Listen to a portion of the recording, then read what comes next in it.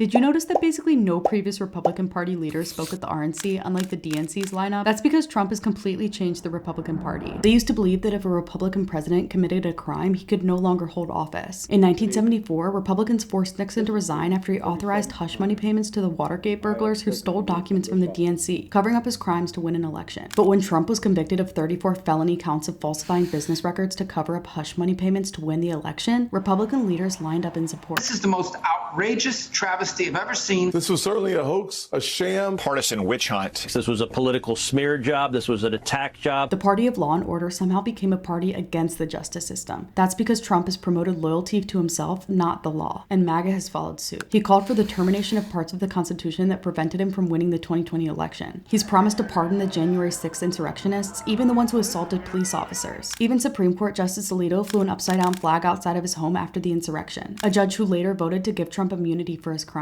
After Trump's guilty verdict, an upside-down American flag was flown at the headquarters of the Heritage Foundation, the authors of the blueprint for Trump's next presidency. His followers also flew a Trump or death flag in front of Trump Tower after his guilty verdict. And he has turned on anyone inside of his party who challenges him and sides with the rule of law, encouraging his base to do the same. When Republican Governor Larry Hogan encouraged Americans to respect the law before Trump's guilty verdict, a top Trump campaign official responded saying, "You just ended your campaign." The rule of law no longer matters to Trump and his followers, and that is extremely scary.